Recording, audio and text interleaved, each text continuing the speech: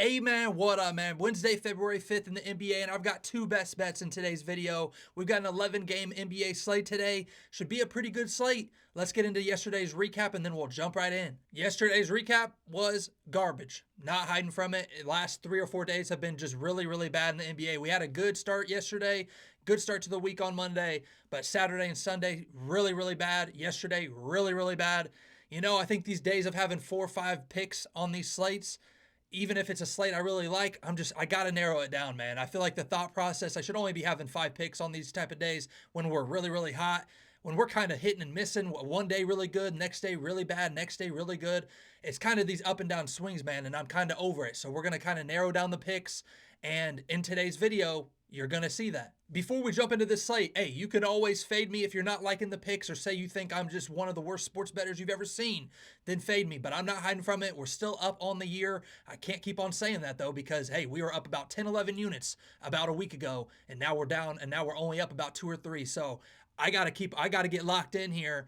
And in today's video, we got an 11-game NBA slate, but after a day like yesterday, a 1-4 day, absolutely pitiful, absolutely garbage, I kind of locked in on some plays that I really like. I'm going to give them to you guys. We're still going to go game by game, but I didn't look at every single game with a lot of player props. I feel like my mind the last week or so has been really trying to get a lot of player props, trying to find a lot of leans for you guys.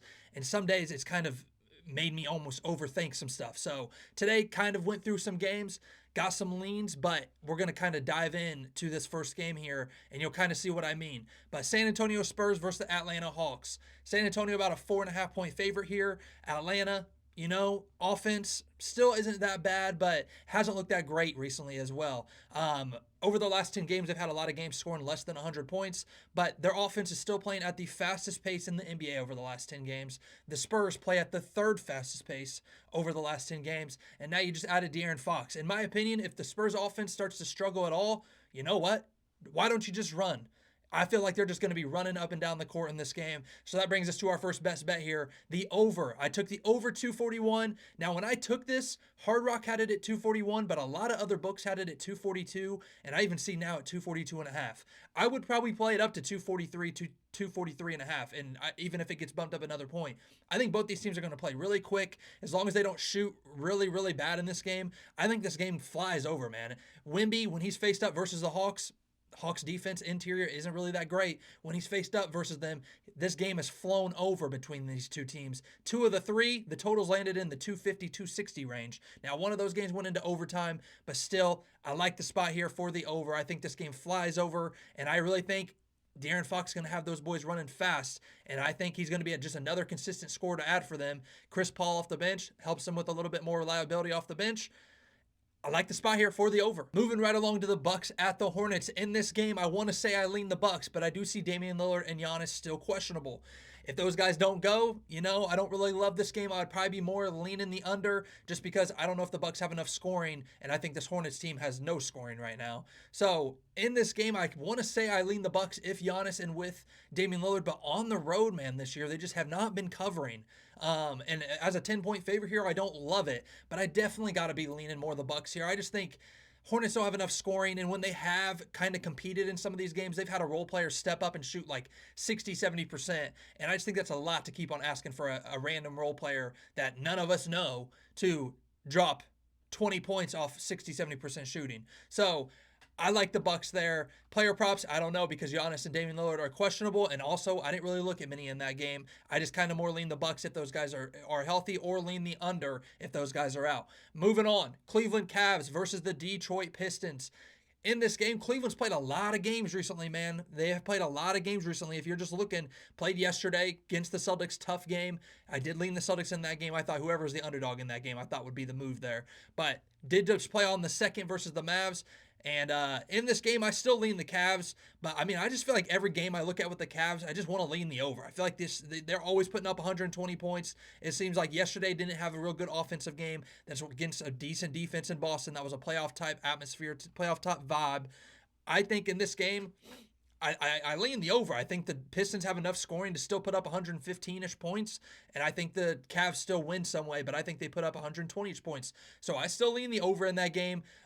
Didn't really look at many player props. The only player prop I was really looking at was Evan Mobley, and that's really just because big men always crush their assist props versus the Pistons. Today, Evan Mobley's assist prop is at 2.5 at plus odds. I didn't mind that play. I didn't mind Evan Mobley in a couple different ways. Points, assists, rebounds not huge on. But I was looking at a couple different plays there. Jared Allen had a huge game yesterday. I think Evan Mobley has a decent game today in some way. That was really about the only Cavs guy I looked at. For the Pistons, wasn't really in love with anybody. The only guy I was going to point out, and honestly, I don't even know why I'm pointing him out, is Asar Thompson. Asar Thompson has hit his rebounds prop a lot versus the Cavs. It's at 4.5, but it's very juicy. If I remember right, it's like minus 140 for his over 4.5. But he has hit that versus the Cavs, having like 6+ rebounds versus the Cavs a lot, and he only needs 5 today. But we all know Asar Thompson can go out there and play 18 minutes. So very risky play, but he does hit it versus the Cavs. Just a guy I wanted to point out. But that was really about the only two guys I looked at in that game. I'm not in love with that game. Cavs on a back-to-back. I still got to respect the Cavs. I still lean the Cavs here at 5.5, and I do lean the over. Moving right along to the Washington Wizards versus the Brooklyn Nets. You can tell on the screen. You don't see this graphic because you want to know why. I'm not betting this game, and I don't think you should be either. Brooklyn Nets, if I'm not mistaken, literally just beat the Rockets last night, and I had the Rockets -9. Wizards, one of the worst teams, one of the worst offensive ratings, one of the worst defensive ratings. Kyle Kuzma's about to get traded, so this game doesn't even make it on the graphic here because it is not worth betting on. I'm not talking about it that long. Next game, Memphis Grizzlies versus the Toronto Raptors is where we're moving next. Toronto on a back-to-back. They just played last night versus the Knicks. In that game, I leaned to the Knicks. I still thought the Knicks would cover, even though it was very close. Knicks only win by 6. The spread was 5.5 yesterday. I did lean the Knicks. If you watched yesterday's video, I thought it was just a little too low. But in this game, Grizzlies does look like they're going to be without Desmond Bane. So no Desmond Bane. For the Raptors, I'm still seeing RJ Barrett is either going to be out or he's like questionable. He very unlikely that he plays is what I'm reading. Every report is saying it's unlikely that he plays. Grizzlies defense on the road is not very good, man. They let these teams hang in on the road. The Grizzlies do put up a lot of points. I would kind of be leaning the over here, but I think that's almost a cop out because it's a Grizzlies game. You're almost always going to lean an over in a Grizzlies game. So I say I lean the over, but that's just because it's the Grizzlies. They've had some huge scoring games earlier this year. Grizzlies put up 155 points versus the Raptors. The Raptors put up 126. But if you're looking at the Raptors, they got to contribute to the over if you like the over. Yes, they put up 115 points their last 2 games, but before that, they're really struggling to score 115 points. So against the Grizzlies, I think they're going to be playing quick enough, the Grizzlies. So I can see the Raptors still putting up some points there, but it actually just dropped to 237 as the time I just refreshed this page. So 237, the total's even dropping a little bit. So not in love with that one. Moving right along. Miami Heat versus the Philadelphia 76ers. And in my opinion, I don't think Joel Embiid's playing in this game. Now, I haven't refreshed this page to see if he is playing, but yes, it does not look like he's playing. He's going to be out. So knowing Joel Embiid, exactly what I thought would happen. He would either play yesterday, sit today, or sit yesterday and play today. Against the Heat here, very low total.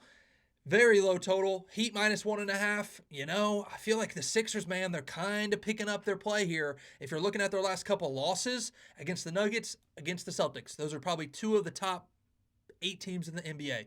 I think obviously Celtics top 2, but Nuggets, depending on what night they're playing, they can look like a top 5 team or a bottom 15 team. But that's their last couple losses.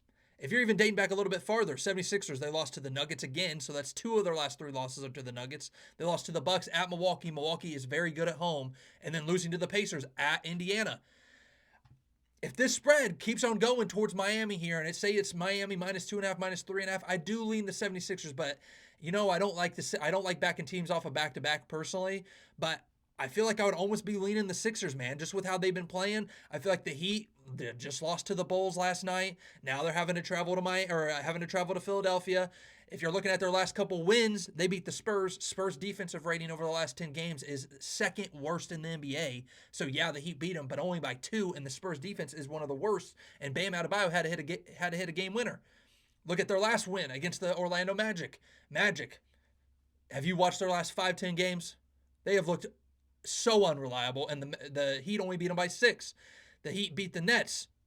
Have you watched the Nets game? Besides for when they faced the Rockets, the Nets are one of the worst teams in the NBA. So looking at their last 3 or 4 wins, the Heat have beat bad teams. Philadelphia hanging in there with I mean, beating every team that's not a top 3, top 4, top 5 team in the NBA. So in this game, I almost want to be like, hey, wait for this spread.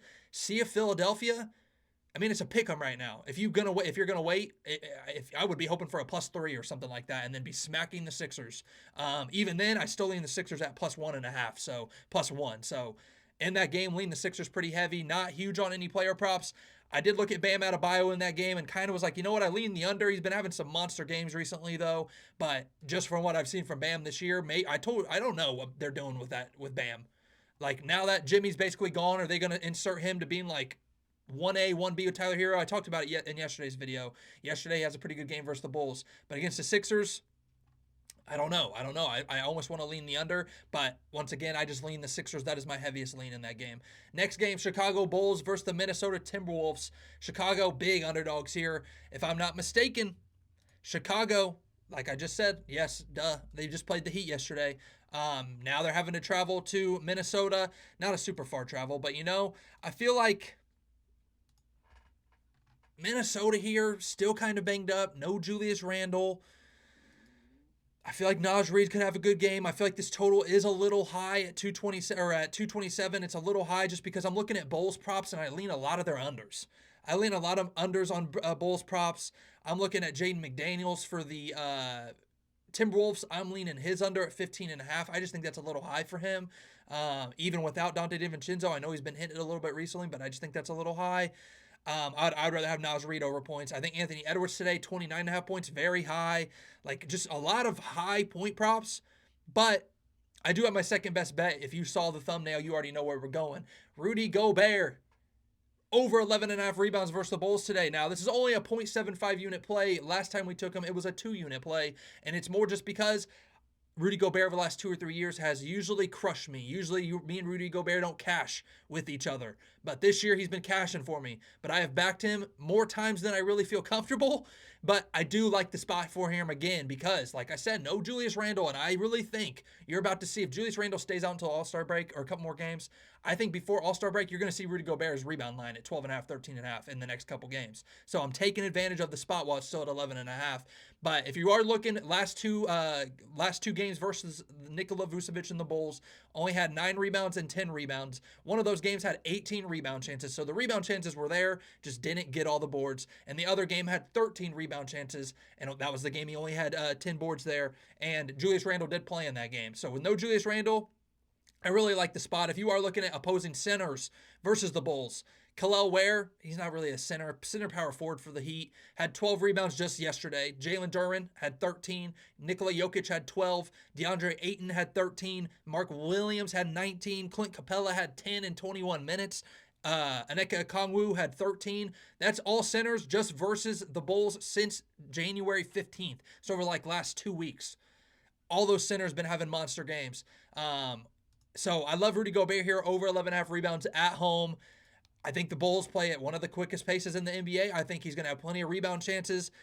We just need him to grab him, man. So I love Rudy Gobert there. If you want to play his double-double, I also don't mind that. Rudy Gobert double-double today. You could take that where he's only got to get 10 points, 10 rebounds. He's had good scoring games versus the Bulls in the past, and Bulls allow a lot of points in the paint. So if you want to take Rudy Gobert double-double, kind of bump his rebound line just a little bit, but you're also having to rely on him scoring 10 points, which is something with Rudy Gobert I kind of get nervous doing. But with no Julius Randle, great spot. Love it, love it, love it. Rock with it. That is the second best bet there. 4 more games to go over. New Orleans Pelicans versus the Denver Nuggets.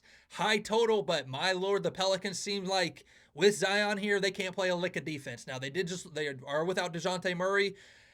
I want to say I lean the Pelicans, man. I really do, because if you are looking at a lot of their losses since Zion's been in that starting lineup, since he's returned back from injury, a lot of their losses are close games. Now, they have had 1 or 2 big blowouts, but a lot of their games are close games. But if you are looking over past matchups head-to-head versus these two teams, it seems like when they play in Denver, Denver just takes care of business, man. When they play in Denver, Denver beats Pelicans by 12. In Denver, Denver beats them by 12. In Denver, Denver beats them by 18. In Denver, beats them by 9. That's just the last couple. I mean, these two teams face up a lot. So, in my opinion, I want to say I lean the Pelicans just because last game, Pelicans shot really poorly and still only lost by 12. I feel like I want to say Pelicans have a little bounce back, and I want to say I lean them on plus 12.5 or at plus 10.5.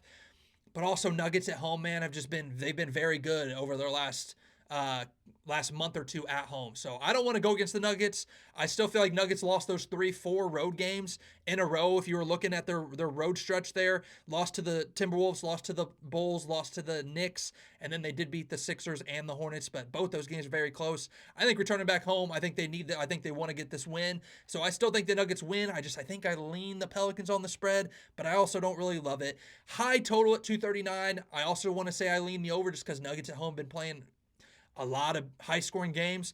But also, if I'm leaning the Pelicans, I could see this being a game where it's 118 to 114 or 118 to 112, where it's still kind of close, still kind of high scoring, but it's not hitting that total. You know what I'm saying?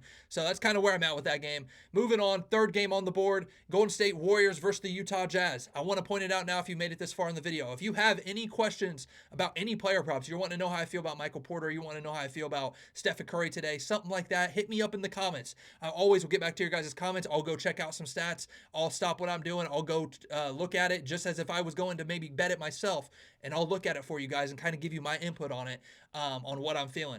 But hey, as of late, also, you might want to know my opinion just so you can fade the damn opinion, because we have been kind of hot and cold, Bonnie and Clyde over the last week or two here. So Golden State Warriors, though, is the next game we're going to talk about. Golden State versus the Utah Jazz.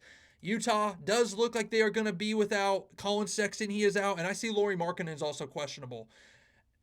This Jazz team, man, it's like they can't keep anybody healthy. It seems like when they do get everybody healthy, it's like somebody else gets hurt. So in this game, Warriors, I just don't know how you can trust the Warriors, man. The only thing going for the Warriors is they do kind of own this matchup versus the Jazz. That's about the one thing you can go off of.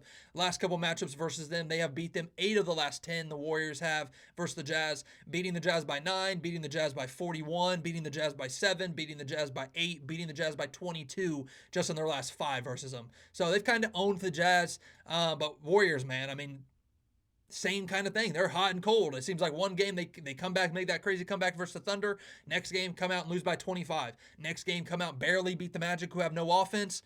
I still feel like the Jazz have some guys that can score, man. Jordan Clarkson can still score. John Collins can still score. Lauri Markkanen still might play. So, yes, the Warriors own them, and maybe you want to go with the Warriors, but I just can't trust the Warriors. I almost want to lean the Jazz here at home, but Jazz are just one of those teams that's both these teams so up and down. I don't love that game. Moving right along, Phoenix Suns versus the Oklahoma City Thunder. OKC's huge favorites here. Huge favorites. I don't really know if I understand the huge favorites here, in my opinion. I feel like, yes, Thunder way better team than the Suns, let's be honest. But looking at their past couple wins, they did just beat up on the Bucks. I told you guys I leaned the Thunder in that game. Bucks ended up sitting everybody in that game. Also, they had nobody playing in that game, the Bucks didn't against the Thunder. But Bucks, that was a tough spot for the Bucks. So I understand the Thunder beating them by 30. It makes sense to me. Game before that, they faced the Kings, and the Kings got absolutely smoked. The Thunder just absolutely destroyed them. But in this spot, I don't really know if I understand the 12.5 point favor here. I just don't know if I understand that. Yes, Suns on a little road trip here, but it's not like it's a crazy spot for them. It's not like they've had a crazy amount of travel recently or anything. It's not like they play again tomorrow night. I don't know if I really understand the Thunder minus 11 here. I just don't know if I get it. I almost want to say I lean the Suns. I do think the Thunder win at home, but I almost kind of want to say I lean the Suns. I just think that's a little bit of a high spread for my liking if I was a Suns or a Thunder backer today. But that's just me. Total at 227. I am leaning the over on that. I am leaning the over. I think Thunder put up 115, 120 points, and I think the Suns hanging within that number. So I think they are right there with them. So I lean the over in that game. Lean the Suns. Don't really love the Suns, though, as a team this whole year. I usually haven't really liked them, but I do lean them there. I think it's a little bit too high of a spread. Next game, Magic versus the Kings. I went back and forth on this game a little bit, man. I lean the over because Kings do play at a little bit of a quicker pace, but as I say that, I got to play devil's advocate to myself. Since when De'Aaron Fox is out, bro, DeMar DeRozan, we all know what DeMar DeRozan does, man. He's a mid-range sniper, and all he does is get to the mid-range. He does little size-ups and just, I mean, dude, they waste so much of the clock, so much of the shot clock with DeMar when it's just him as the main guy. If you just saw the Kings' last game, DeMar DeRozan got up like 25 shots. It is DeMar time. DeMar time, but now they just added Zach LaVine. if it didn't work in Chicago, why do I think it's going to work in Sacramento? I don't know. I feel like the Bulls were always an okay fringe team, never really that great with DeMar and Zach LaVine, and now you just add them together in Sacramento. I don't get that, in my opinion. So in this game, I want to say I lean the Magic. I want to say I lean the Magic.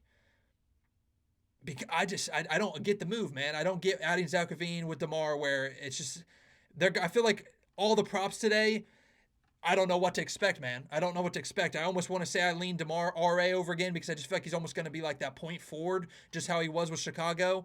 But at the same time, as Zach LaVine, like, how are they going to use him? Is he just going to be basically a spot up shooter for them where he just shoots a lot of threes? I don't know. I don't know. I feel like I like the spot for Sabonis today to go over points. I don't mind Sabonis over points, but what is his role going to be now? Now that they got all these other scores, they got decent amount of scores, Malik Monk, DeMar, and Zach LaVine, are they just going to be like, hey, Sabonis, just go be a point center, a 0.5, just literally go be grab boards and stuff. Literally just grab boards, dish it out. Is that like, I mean, I don't know, man. I don't know. I don't know what to expect. I kind of want to see what happens with this game. But I do want to say I lean the Magic here. Magic have looked just absolutely garbage. Like, they have looked horrible over the last 8-10 games. Looked absolutely horrible. 1-9. None of these games, some of these games not even close. They can't even score over 100 points. But the Kings defensive rating over the last 10 games, not great. Magic offensive rating, one of the league's worst over the last 10. So it's one of those spots I want to say Magic finally get it going here against a team that I just don't know how they're going to mesh, where they weren't really good together in Chicago. I almost want to fade the Kings and take the Magic tonight, but man, Magic have been so up and down. And I don't want to be throwing darts at a dartboard, man, because I feel like if you've been seeing the recaps, you watch the videos, you've been seeing we've been hot and cold, man. We have been hot and cold. One really good day, two really good days, and then one really, really bad day. So I'm kind of just over the big swings. I do lean the Magic, but it's not one of those plays I'm just 100% confident in. Really feeling great on it. And then I do lean the over because I think the Magic can finally kind of score today against the Kings defense that hasn't been great over the last 10. But then again, do I expect that Kings team to mesh real well? I don't know. Are they just going to be out there? Are they going to be playing real slow now with DeMar and them? I mean, they were playing real quick when they made that trade with Doug Christie, and I thought Doug Christie was going to have those guys wanting to run a lot quicker or play a lot quicker. But over the last 5 or so games, since De'Aaron Fox kind of been in and out of that lineup, they kind of been playing a little bit slower. So I don't know. I still want to say I lean the over because I still think I expect the Kings to want to play quick. But with DeMar, man, it's just they can't play quick with DeMar as their main ball handler. They just can't. He doesn't play quick enough. So that's how I'm feeling, man. That's 11 game slate. 2 of my best bets. 1 more playing VIP. But hey, it's a big Rudy Gobert day. It is a big rooting for the over, rooting for a lot of points in the Spurs-Hawks game, if you know what I'm saying. But drop a like if you're tailing. Drop a like if you're fading. Let me know in the comments if you're completely fading me right now. Let me know how you're feeling. But 11 game NBA slate. I'll be back here tomorrow. Win or lose, rain or shine, we'll be back here tomorrow, man. Let's keep on rolling. Let's get it back on track, man. We need to bounce back, and I want to string together some winning days. So, like I said, the days of having 4, 5, 6 plays on a slate, no matter if there's 46 games on, probably going to be slim pickings, man. I kind of want to dial in some of my plays, and once we get on a little winning streak here, maybe that's when we'll up the plays a little bit. But right now, I got to dial in. We're locked in. Couple plays today. Let's go.